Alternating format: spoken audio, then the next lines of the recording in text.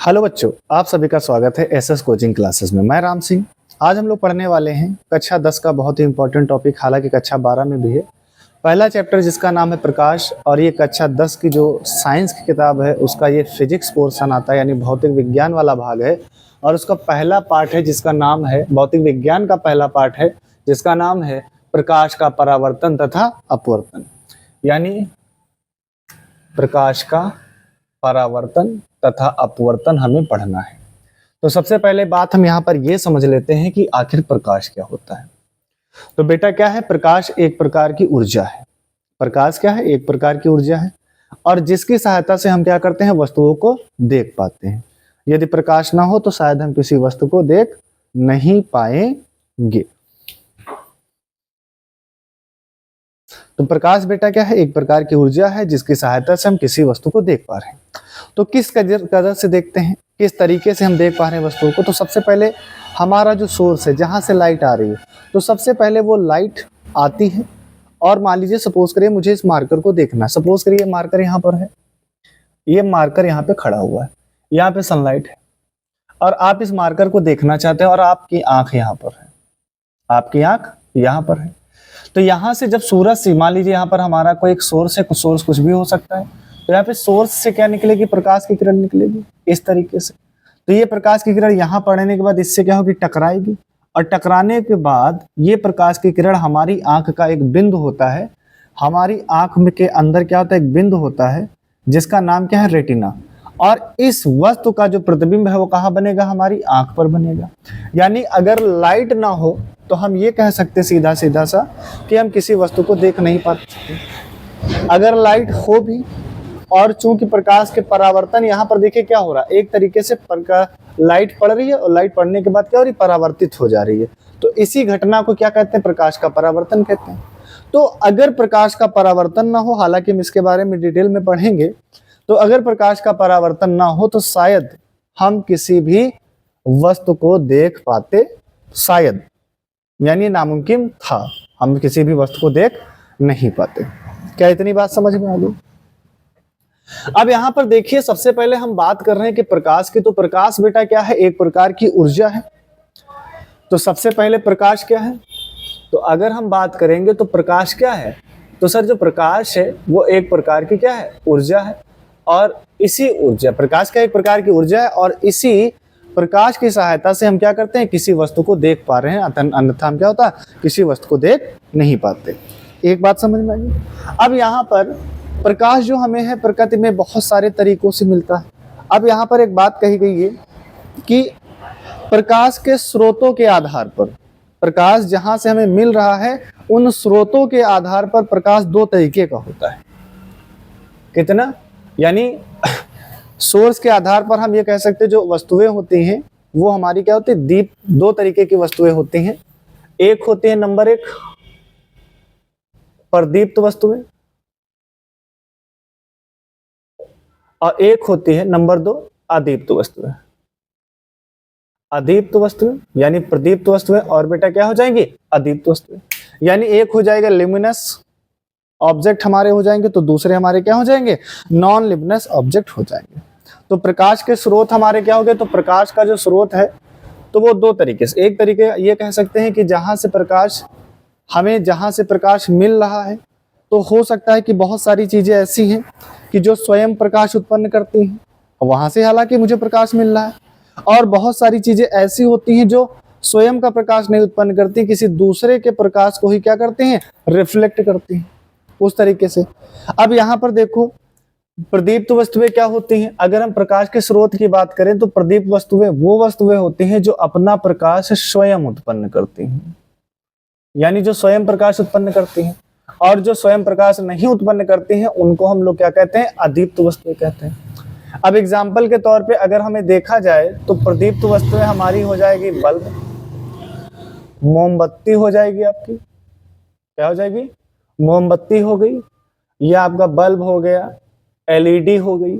ये सारी के सारी आपके, या हमारा एक बहुत ही इंपॉर्टेंट टॉपिक सूरज, तो ये सारे के सारे क्या हैं, प्रदीप्त कहलाते हैं। तो ये अपना प्रकाश स्वयं उत्पन्न कर रहे हैं, ठीक है। लेकिन जो अदीप्त होते हैं, तो जैसे अगर इसके एग्जाम्पल की बात करें तो चंद्रमा, तो चंद्रमा का अपना खुद का प्रकाश नहीं है। वो क्या होता है कि जब सूरज की प्रकाश की किरणें चंद्रमा पर पड़ती हैं तो पड़ने के बाद क्या होती है, रिफ्लेक्ट होती है। तो उन्हें प्रकाश की किरणों, जो प्रकाश की किरणें चंद्रमा पर पड़ रही हैं, उन किरणों के कारण यानी सूर्य के प्रकाश के कारण ही क्या होता है बेटा, चंद्रमा चमकता। या इसी तरह से एक एग्जांपल आप ले लीजिए कांच, कि कांच का अपना खुद का प्रकाश होता है बेटा, नहीं होता है। तो जब कांच पे हम क्या करते हैं, लाइट मारते हैं, तभी क्या होता है, कांच चमकता है। तो ये बातें समझ में आ गई। तो प्रकाश के स्रोत क्या क्या हो सकते हैं, तो ये अगली हेडिंग आपकी क्या हो जाएगी, प्रकाश के स्रोत। तो ये हमारा क्या हो गया बेटा, प्रकाश के स्रोत हो गए, ठीक है, यानी सोर्स ऑफ लाइट हो गया। अगला हमें पढ़ना है प्रकाश के गुण। ये बहुत इंपॉर्टेंट है, क्योंकि जब भैया प्रकाश के बारे में पूरी जानकारी होगी तभी तो चैप्टर समझ में आएगा, अन्यथा हमें समझ में नहीं आएगा। तो सबसे पहले आप यहाँ पर बात समझ लीजिए कि प्रकाश जो होता है वो आदृश्य होता है। नंबर एक, प्रकाश कैसा होता है, आदृश्य होता है। तो भैया प्रकाश कैसा होता है, अदृश्य होता है, यानी प्रकाश को हम देख नहीं सकते। प्रकाश को हम देख नहीं सकते, तो प्रकाश हमारा बेटा कैसा होता है, अदृश्य होता है। तो प्रकाश हमारा अदृश्य होता है। दूसरी बात अगर हम यहाँ पर बात करें, तो जो हमारा प्रकाश चलता है तो उसको चलने के लिए किसी माध्यम की आवश्यकता नहीं होती है, यानी माध्यम की आवश्यकता नहीं होती है। यानी प्रकाश को चलने के लिए बेटा क्या होता है, माध्यम की आवश्यकता नहीं होती है, ठीक है, ये बात समझ में आ गई। यानी प्रकाश कहीं भी ट्रेवल कर सकता है, चाहे वो निर्वात हो चाहे फिर वायु हो। अच्छा, निर्वात का मतलब क्या होता है, वैसे तो हर जगह पे वायु उपस्थित है, तो अगर कहीं पर वायु भी ना उपस्थित हो तो उस जगह को क्या बोला जाता है, निर्वात बोला जाता है। क्लियर है, तो ये बात होगी। तो प्रकाश हर जगह चल सकता है। तीसरी बात ये है कि जो प्रकाश की चाल है वो 3 × 10⁸ मीटर पर सेकंड है। ये प्रकाश का गुण है। और एक बात आपको एडिशनल एक चीज और बता देता हूं यहीं पर, प्रकाश को सूरज से पृथ्वी तक आने में जो समय लगता है वो लगता है 8 मिनट 20 सेकंड। ये बात याद रखिएगा, कितना टाइम लगता है, 8 मिनट और 20 सेकंड का टाइम लगता है। चौथी बात यह है कि प्रकाश की चाल, ये बेटा हमने निर्वात और वायु के लिए बताया है, तो वायु और निर्वात में प्रकाश की चाल इतनी होती है। प्रकाश की चाल माध्यम बदलने पर क्या होती है, बदल जाती है। इसका मतलब क्या हुआ, यानी जो प्रकाश की चाल है कि अगर हम माध्यम को बदल रहे हैं तो प्रकाश की चाल भी क्या हो जाएगी, बदल जाएगी। तो जैसे अगर हम देखेंगे तो निर्वात या वायु में प्रकाश की चाल कितनी है, 3 × 10⁸। लेकिन अगर इसी प्रकाश को जब हम पानी में भेजते तो इसकी स्पीड क्या हो जाती, कम हो जाती। कम होने का कारण क्या है, पानी क्या है, सघन माध्यम होता है, जबकि वायु हमारा क्या है, विरल माध्यम है। तो विरल माध्यम में प्रकाश की चाल ज्यादा होती है, जबकि जैसे ही माध्यम हम बदलेंगे तो उसकी चाल क्या हो जाएगी, बदल जाएगी, ठीक है। पांचवी बात है कि जो प्रकाश होता है सरल रेखा में गति करता है। प्रकाश क्या होता है, सरल रेखा में गति करता है। सरल रेखा का मतलब यह है कि प्रकाश क्या होता है, एक सीधी रेखा में गति करता है।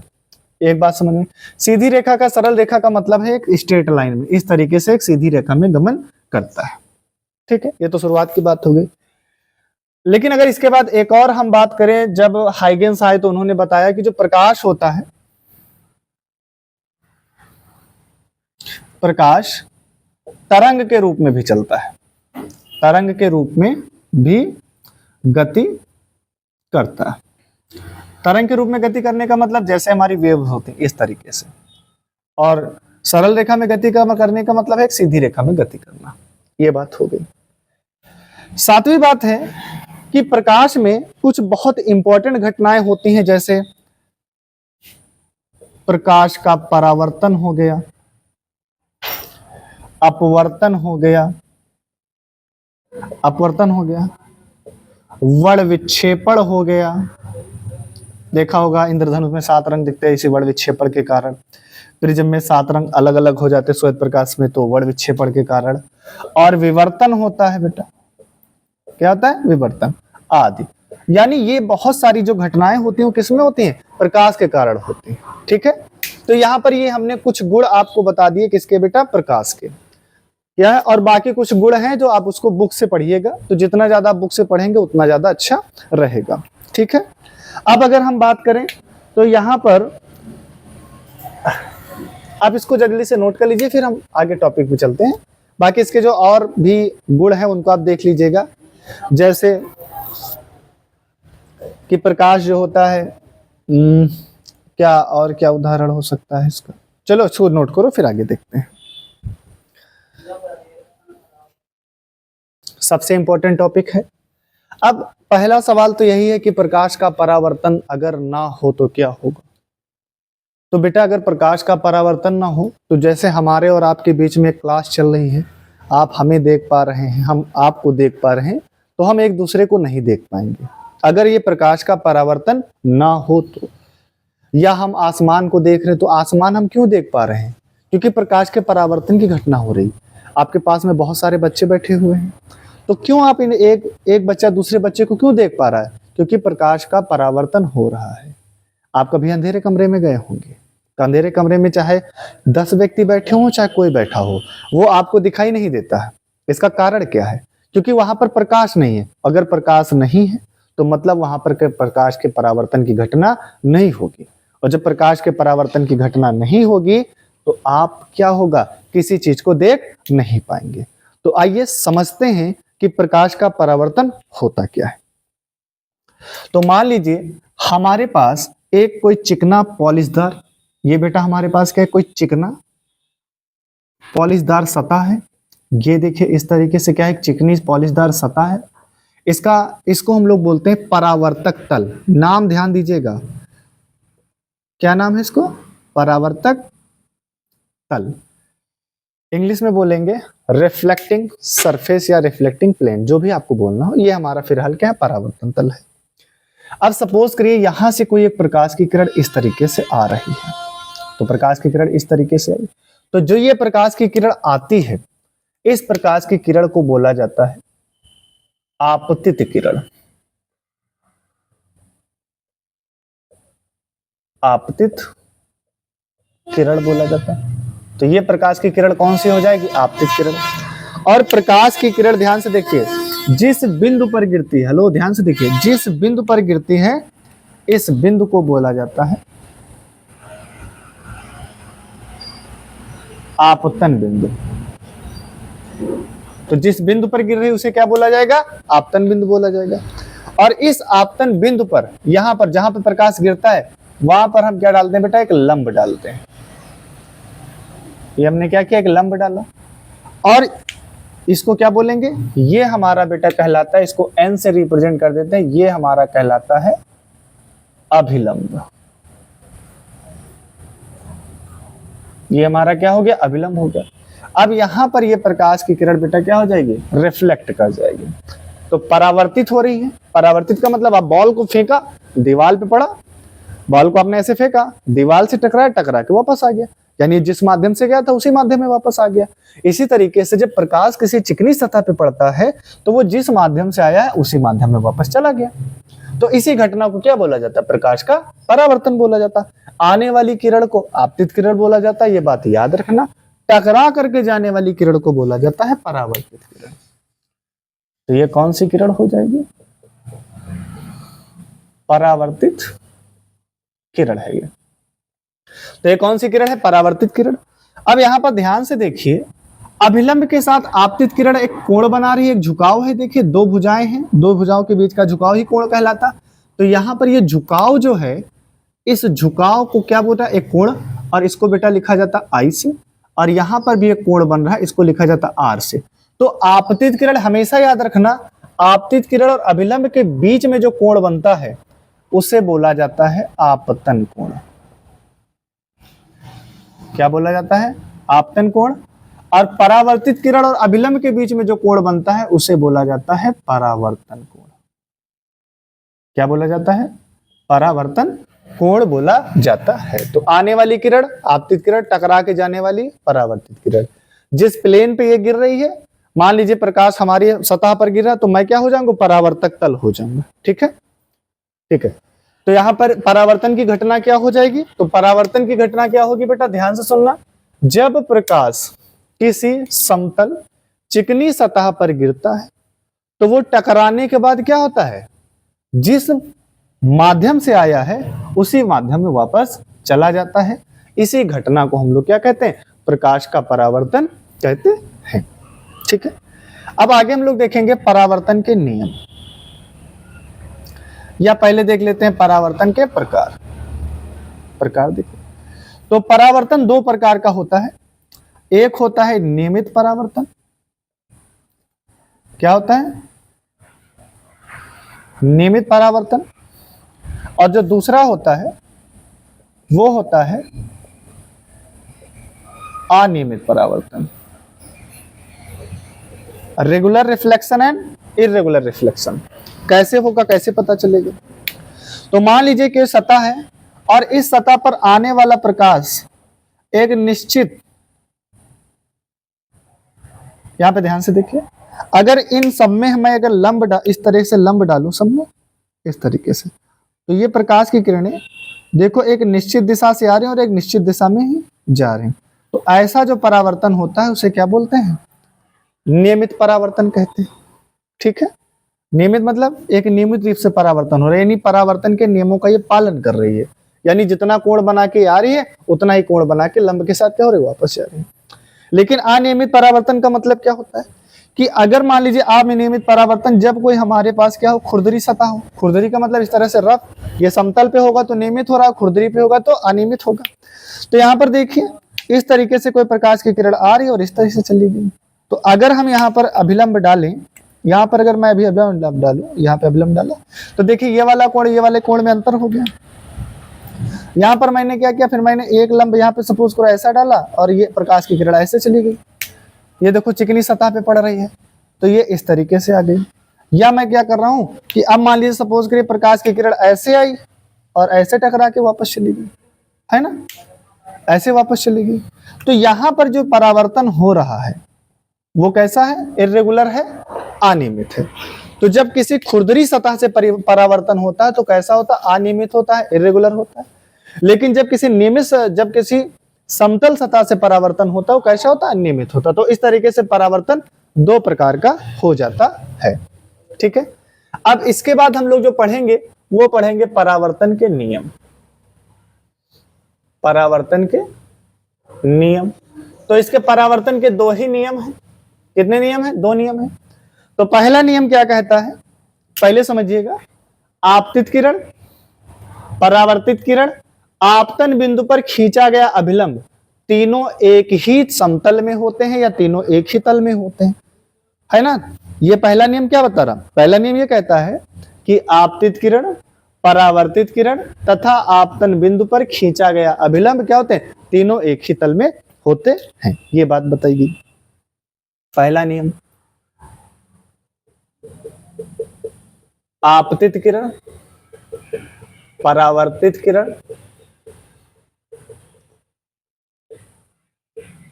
तथा अभिलंब, पूरा पॉइंट आप लिख लीजिएगा, तीनों क्या होते हैं, एक ही तल में होते हैं। अब इसको अगर मैं समझाने की कोशिश करूं, थोड़ा सा समझाने की कोशिश करूं, तो देखिए मैं इस बोर्ड को एक समतल प्लेन मान रहा हूं और सपोज करिए यहां पर ये इंसिडेंट रे आ रही है इस तरीके से पड़ी, ठीक है। ये इसका आपतन बिंदु हो गया जहां पे प्रकाश गिर रहा है इस तरीके से। मैंने क्या किया, ये इस तरीके से यहां पर लंब डाल दिया लंब, अरे रुक जा, मैंने क्या किया, इस तरीके से लंब डाला और अब ये प्रकाश की किरण ऐसे रिफ्लेक्ट करके बेटा क्या होगी, ऐसे चली गई, है ना, ऐसे चली गई। तो अब यहां पर देखो, बात को समझो, आपतित किरण इसी समतल पर है, अभिलंब इसी समतल पे है, परावर्तित किरण क्या है, इसी समतल पे है। तो तीनों चीजें इसी समतल पर है ना, इसी नियम, ये इसीलिए कह रहा है कि आपतित किरण, परावर्तित किरण तथा अभिलंब क्या है, तीनों एक ही समतल में है। ये बात ये कह रहा है, पहला नियम। दूसरा नियम क्या कहता है, ये कहता है कि कोण I इक्वल टू कोण R होगा। ये भी बात समझने वाली है कि यानी कोण I क्या है, आपतन कोण है, और कोण R क्या है, परावर्तन कोण है। यानी आपतन कोण और परावर्तन कोण का मान हमेशा क्या होता है, आपस में बराबर होता है। इसका मतलब लॉजिक क्या हुआ कि सपोज करिए यहां पर एक प्रकाश की किरण आ रही है और ये अभिलंब के साथ, मैं अलग समझाने की कोशिश करता हूं। एक सपोज करिए यहां पर आपने क्या डाला, अभिलंब डाल दिया इस तरीके से, ये मैंने डाल दिया। एक यहां पर ये प्रकाश की किरण इस तरीके से आ रही है, तो सपोज करो यहां पर ये 60 डिग्री का कोण बना के आ रही है। तो अब ये जब रिफ्लेक्ट करेगी, जब परावर्तित होगी, तो अभिलंब के साथ 60 डिग्री का ही कोण बना के जाएगी। कितना बना के जाएगी? 60 डिग्री का कोण बना के जाएगी। ये कौन कह रहा है? मैं नहीं कह रहा हूं भाई, मैं नहीं कह रहा हूं। ये प्रकाश के परावर्तन का जो नियम है वो कहता है कि भैया प्रकाश जितने एंगल के साथ आएगा, अभिलंब के साथ जितना एंगल बना के आएगा उतने ही एंगल के साथ जाएगा। या सपोज करिए मान लीजिए अगला प्रकाश की किरण आ रही, मान लीजिए मैं मान के चलता हूं, मैंने मान लिया, मेजर तो किया नहीं, मैं मान के चलता हूं ये 80 डिग्री है, तो प्रकाश की किरण कैसे भी जाएगी? इसके साथ 80 डिग्री का ही कोण बना के जाएगी। अब सपोज करो यहां पर एक प्रकाश की किरण जो है 180 डिग्री के एंगल पे आ रही है, तो वो तो सीधी निकल जाएगी ना। या मान लीजिए आपने 120 पे डाला, अगला किस पे डाला? 120 पे डाल दिया, तो प्रकाश की किरण 120 पे आ रही, तो जाएगी कैसे? तो बेटा जाएगी भी कितने पे? 120 डिग्री एंगल पर ही जाएगी। तो ये परावर्तन कोण, यानी परावर्तन का दूसरा नियम क्या कहता है? आपतन कोण और परावर्तन कोण का मान हमेशा क्या रहेगा? बराबर रहेगा। तो इस तरीके से बेटा अब हमने क्या पढ़ा? प्रकाश जाना, प्रकाश कहां से मिल रहा है, प्रकाश के स्रोत के बारे में जाना, प्रकाश के गुणों को देखा, और प्रकाश में होने वाली बहुत महत्वपूर्ण घटना जिसके बिना हम कह सकते कि अगर हम आंखें होने के बाद भी अंधे होते, वही वाली बात है ये। तो प्रकाश का परावर्तन हो रहा है, जिसके कारण हम लोग क्या कर रहे हैं? किसी भी चीज को देख पा रहे हैं। तो प्रकाश का परावर्तन देख लिया, प्रकाश के परावर्तन के प्रकार देख लिया, और परावर्तन के नियम देख लिया। अब आगे हमें यह देखना है कि परावर्तन कहां होगा, किससे होगा, बढ़िया किससे होगा, ये भी चीजें हमको देखनी है। तो अब हम इसके बाद देखेंगे कि प्रकाश का परावर्तन तो सबसे अच्छा जो होता है वो हमें देखने को मिलता कहां? दर्पण में। तो अब हम इसके बाद पढ़ने वाले हैं दर्पण के बारे में। तो थोड़ा सा कॉपी कलम लेके बैठिएगा, क्योंकि बहुत ही मजेदार हम लोग पढ़ने वाले हैं और आपको पता चलेगा कि दर्पण क्या होता है। तो अगला बेटा जो हमारा टॉपिक है उसका नाम है इमेज। इमेज यानी प्रतिबिंब। तो प्रतिबिंब क्या होता है? सुबह सुबह सो के उठते हैं और घर में एक अलमारी रखी होती है, तो अलमारी में जाके अपना फेस देखते हैं, तो उसमें एक बढ़िया सा सुंदर सा चेहरा दिखता है, वही आपकी क्या है? इमेज है। या कभी कभी होता है कि मोबाइल लेते हैं, फोटो खींचते हैं, तो फोटो में जो आपकी मोबाइल में जो फोटो आ रही है उसी को क्या बोलते हैं? इमेज बोलते हैं। या आप गाड़ी चला रहे हैं तो गाड़ी में देखते हैं शीशे में, भैया पीछे से गाड़ी आ रही है क्या, तो जो इमेज बन रही, जो उसमें फोटो बन रही है, उसी को हम लोग क्या बोल रहे हैं? प्रतिबिंब बोल रहे हैं। सीधी सी बात है, ये प्रतिबिंब है। तो प्रतिबिंब की अगर परिभाषा लिखा जाए तो सबसे पहली बात इसकी याद रखना कि अगर हमें किसी प्रतिबिंब का निर्माण करना है तो कम से कम कितना? कम से कम 2 प्रकाश किरणें होनी चाहिए। कम से कम कितनी प्रकाश की किरणें? 2 प्रकाश की किरणें होनी चाहिए। अधिक से अधिक कितनी हो, नो प्रॉब्लम, पर कम से कम 2 प्रकाश की किरणें होनी चाहिए किसी भी वस्तु का हमें प्रतिबिंब बनाने के लिए। अब यहां पर देखिए कि प्रतिबिंब होता क्या है, पहले इस बात को समझ लेते हैं। तो प्रतिबिंब की घटना का मतलब यही है कि अगर 2 प्रकाश की किरणें हैं, तो मान लीजिए एक प्रकाश की किरण ये है और एक प्रकाश की किरण ये है। सर आपने कहा था 2 प्रकाश की किरणें होनी चाहिए। हाँ सर 2 प्रकाश की किरणें तो हैं, पर ये सर आ रही इस तरह से सीधी चली जा रही। 2 प्रकाश की किरणें तो हैं, मतलब 2 प्रकाश की किरणें तो हैं, तो सर ये ऐसे हैं तो ये सीधी चली जा रही है, तो ये कभी जिंदगी में प्रतिबिंब बनाएंगी? नहीं बनाएंगे। यानी प्रकाश की किरणों का क्या होना है? कहीं ना कहीं पर कट करना, इंटरसेक्ट करना। अगर 2 प्रकाश की किरणें हैं और अगर वो कहीं पर इंटरसेक्ट नहीं कर रही हैं, एक दूसरे को नहीं काट रही है, तो जिंदगी में प्रतिबिंब नहीं बनेगा। ये बात आपको याद रखनी है, ठीक है? तो याद रखना, जब 2 या 2 से अधिक प्रकाश की किरणें किसी बिंदु पर, या हम इसको और अच्छे से परिभाषित करना तो क्या कहेंगे कि 2 या 2 से अधिक प्रकाश की किरणें परावर्तन तथा अपवर्तन, परावर्तन या अपवर्तन, परावर्तन की घटना अभी पढ़ा हमने पीछे, परावर्तन या अपवर्तन के पश्चात जिस बिंदु पर काटती हैं या काटती हुई प्रतीत होती हैं, तो उस बिंदु को क्या कहते हैं? वस्तु का प्रतिबिंब कहते हैं। तो उस बिंदु को क्या कहेंगे? वस्तु का प्रतिबिंब कहेंगे। हम इसको आपको सिंपल वे में समझा रहे हैं कि मान लीजिए मेरे पास क्या है, एक समतल दर्पण है इस तरीके से, और यहां से एक प्रकाश की किरण ऐसे चली और टकराने के बाद ऐसे आ गई, ठीक है। और मान लेते हैं यहां पर देखो एक दूसरी प्रकाश की किरण ऐसे चली और टकराने के बाद एक दूसरे, यानी ये देखो इस तरीके से प्रकाश की किरण चली, लेकिन परावर्तन हम समझाने की कोशिश कर रहे हैं। अभी डायग्राम रफली बना रहे हैं सिर्फ आपको समझाने के लिए कि इमेज बनेगी कब।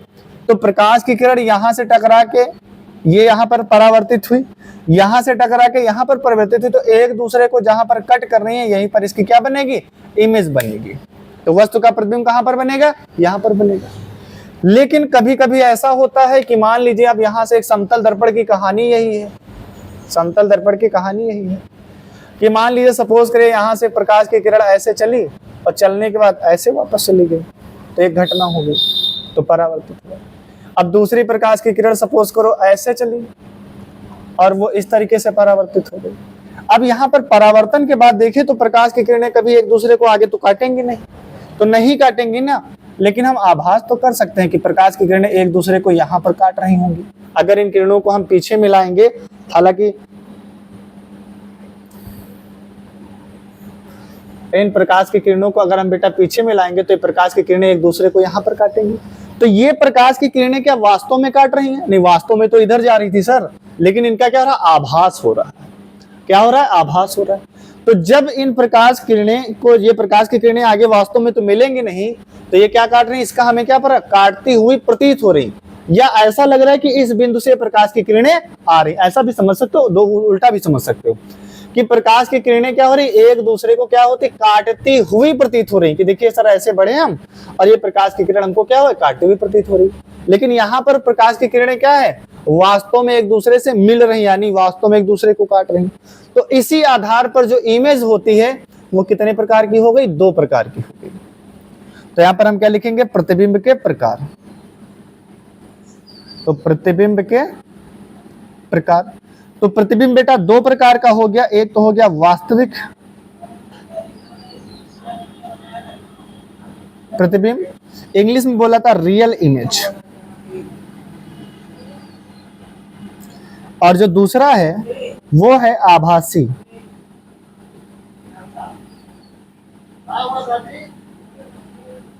Virtual image. अब सर दिमाग लगाओ, 2 चित्र बने हैं सर। आभासी क्या होता है? जिसमें आभास हो। वास्तविक क्या हो? जिसमें वास्तविकता दिखे। तो वास्तविकता किसमें दिख रही? इसमें दिख रही ना। तो जब प्रकाश की किरणें वास्तव में काटे तो वहां पर जो प्रतिबिंब बनेगा कैसा होगा? वास्तविक होगा। और जहां पर मुझे आभास हो रहा है कि यहां पर काट रही है, इसलिए वहां पर कौन सा होगा? आभासी प्रतिबिंब होगा।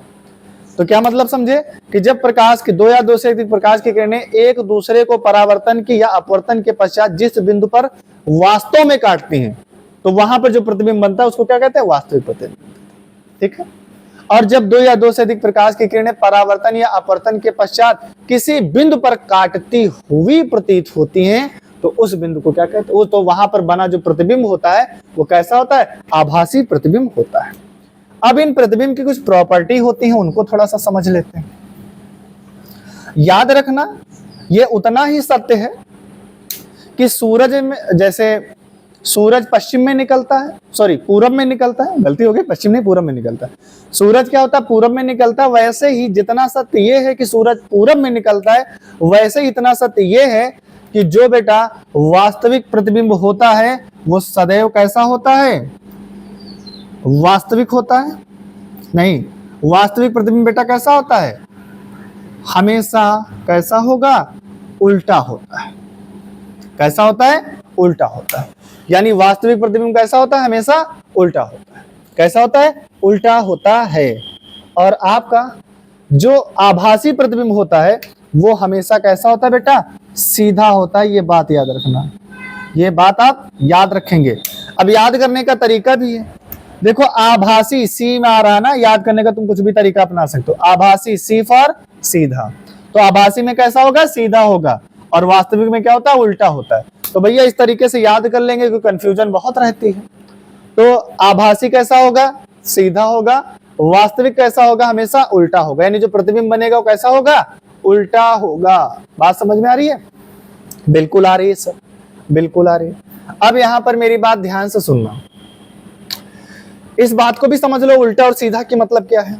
तो यहाँ पे सपोज करिए आपने एक वस्तु यहाँ पे रखी थी मैंने, है ना, यहाँ पे सपोज करें मैं यहाँ पे वस्तु को रख रहा हूँ, ये वस्तु रखी थी, तो यहाँ से एक प्रकाश की किरण चली ऐसे आ गई और एक प्रकाश की किरण अरे यार थोड़ा सा दूर दिखा दें क्या, ये दे भाई, इतनी बड़ी वस्तु को मैंने रख दिया। तो ये प्रकाश की किरण ऐसे चली और ये प्रकाश की किरण ऐसे चली, तो टकराने के बाद यहाँ आ गई और यहाँ से इस तरह से टकरा गई। तो टकराने के बाद यानी परावर्तन के बाद एक दूसरे को यहाँ पर काट रहे हैं, तो इसका जो प्रतिबिंब बनेगा वो कहाँ बनेगा, यहाँ पर बनेगा। तो ये कहाँ बन रहा है, एक्सिस से नीचे बन रहा है कि नहीं बन रहा, कहाँ बन रहा है, नीचे बन रहा है। हालांकि बिंदु आकार का बनता है, एग्जाम्पल सही नहीं है। फिर हाल के लिए आप ये इतना याद रखिए सिर्फ और सिर्फ कि जो वास्तविक प्रतिबिंब है वो कैसा होगा, उल्टा होगा। अभी मैं जब इसका प्रतिबिंब का निर्माण पढ़ाऊंगा तो वहां पर ये सारी चीजें क्लियर हो जाएंगी। सिर्फ आपको यहाँ पर इतना याद रखना है कि जो आभासी यानी वास्तविक प्रतिबिंब होता है कैसा होता है, उल्टा होता है। और जो आभासी प्रतिबिंब होता है, कौन सा, आभासी वर्चुअल, वो कैसा होता है, सीधा होता है। अब इसका एग्जाम्पल अगर हम समझें तो जो हम लोग अपने घर में आईना देखते हैं, शीशा देखते हैं, वहां पर जो हमारा प्रतिबिंब बनता है वो कैसा होता है, सीधा होता है। सीधा होने का मतलब क्यों है, क्योंकि उसमें जो प्रतिबिंब बनता है कैसा होता है, आभासी होता है। तो आभासी प्रतिबिंब हमेशा कैसा होता है, सीधा होता है। आज वास्तविक प्रतिबिंब, अच्छा सीधा का मतलब क्या है कि जब हम इमेज मतलब अपनी फोटो देखते हैं शीशे में तो खोपड़ी ऊपर ऊपर ही रहती है और पैर नीचे रहते हैं, यानी एज इट इज जैसा मैं हूँ, जिस हालांकि दायां बायां बदल जाता है वो अलग चीज है, लेकिन हमारा हेड ऊपर तो हेड ऊपर ही रहता है, पैर नीचे तो पैर ही नीचे रहते हैं।